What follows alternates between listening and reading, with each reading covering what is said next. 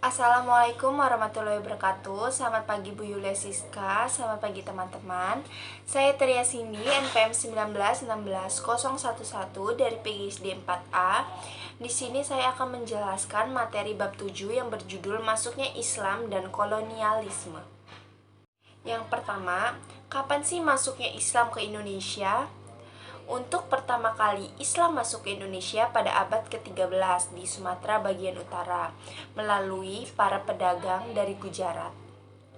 Tetapi ada juga yang berpendapat bahwa masuknya Islam ke Sumatera lebih awal lagi sejak tahun 1128, mengungkap permulaan masuknya agama Islam ke Lampung adalah menarik untuk menengahkan pendapat dari Hilman dan Hadi Kusuma. Ada pendapat lainnya yang menyatakan bahwa agama Islam masuk ke Lampung dari Aceh.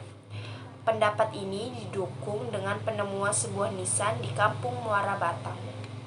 Kemudian dapat dipahami bahwa agama Islam masuk Lampung sekitar abad ke-15 melalui 3 pintu utama, yaitu Syekh Putra dan Riansyah pada tahun 2017 dan Karza pada tahun 2017. Proses Islamisasi dari Hindu, Buddha juga dengan 3 jalur, yaitu jalur budaya seperti dicontohkan Wali Songo di Jawa, jalur perdagangan yaitu Ani Mari yang terjadi di pesisir Sumatera Utara, dan jalur perkawinan dengan penduduk setempat yang membuat Islam menyebar. Yang kedua, pengaruh Banten dan sistem pemerintahannya. Pengaruh Banten di Lampung telah dirintis sejak permulaan berdirinya Kesultanan Banten, yaitu oleh Fathahillah. Pendapat ini dikemukakan oleh tim peneliti yang dibentuk pada tahun 1966 oleh Panitia Peringatan ke-110 tahun gugurnya pahlawan Raden Intan Lampung. Latar belakang politik dimulai dengan adanya ekspansi teritorial ke daerah-daerah yang dilakukan Banten, merupakan hubungan politik yang mulai dibangun oleh Banten, di mana daerah-daerah taklukannya sebagian besar terdiri dari daerah-daerah penghasil lada.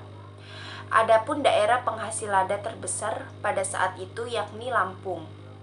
Latar belakang agama, Banten yang membawa misi untuk mengembangkan agama Islam ke daerah Lampung dimulai dengan menaklukkan interaksi dan bergaul dengan penduduk setempat yang masih menganut agama ini seperti Hindu, Buddha, dan animisme. Yang ketiga yaitu hubungan Lampung dengan Banten. Hubungan Lampung dengan Banten pada mulanya merupakan sebuah usaha-usaha yang dilakukan Banten untuk menarik Lampung di bawah pengaruhnya. Banten pada masa pemerintahan Fathahillah pada tahun 1525 sampai 1552, yakni melalui perkawinan, perdagangan, kemudian diteruskan menjadi penyebaran agama Islam, yang kemudian dilakukan secara terus-menerus oleh Sultan Hasanuddin dan keturunannya. Hubungan antara Lampung dan Banten tidak hanya berupa ikatan ekonomi saja, tetapi lebih dari itu, Banten memiliki misi lain, yaitu untuk melakukan penyebaran agama Islam. Secara tidak langsung, terjadi hubungan timbal balik yang kuat antara Lampung dan Banten, seperti urutan perdagangan lada yang diatur oleh Banten. Tetapi urusan dalam daerah sendiri diatur oleh pemuda adat dan penimbang yang diangkat sebagai punggawa oleh Sultan Banten.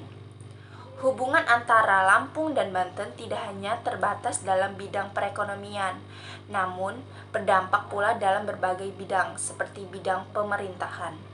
Jadi, secara ringkas dapat dikatakan bahwa masuknya Islam ke Lampung sekaligus merupakan masuknya pengaruh Banten. Nah, yang keempat yaitu kedatangan bangsa Eropa, yaitu Portugis dan Belanda. Sebagaimana yang kita ketahui, bahwa kedatangan bangsa Barat adalah untuk mendapatkan rempah-rempah yang semakin sukar mereka memperoleh di negeri mereka. Untuk pertama kali orang Portugis datang ke Indonesia yaitu pada tahun 1509. Pada periode kekuasaan laut Portugis ini dikatakan bukti adanya usaha Portugis untuk menguasai perdagangan Belanda di Lampung.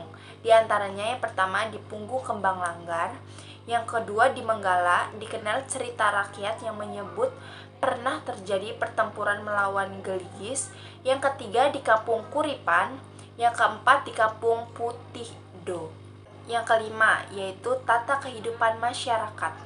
Orang Lampung pada umumnya sederhana dalam kehidupannya, tetapi di segi lain ia menunjukkan kegemarannya akan pujian. Dalam kehidupan sehari-hari, mereka sangat sederhana, tetapi pada suatu waktu mereka mengeluarkan biaya yang besar untuk keperluan yang memuaskan rasa terpujinya. Selanjutnya yang keenam, perkembangan seni budaya.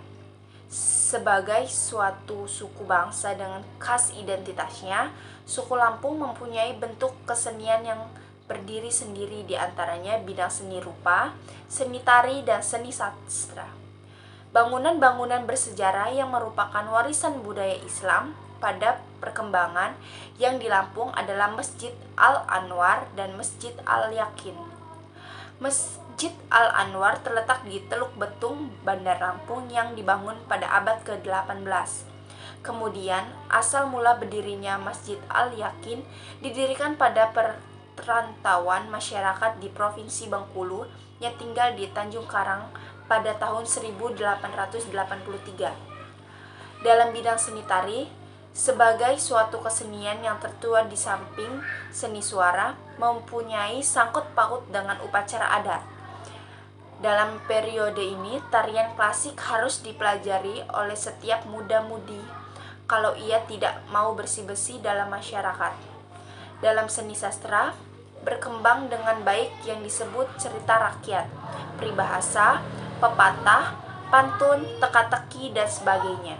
Sekian materi yang dapat saya sampaikan. Apabila ada kekurangan, saya mohon maaf. Saya akhiri. Wassalamualaikum warahmatullahi wabarakatuh.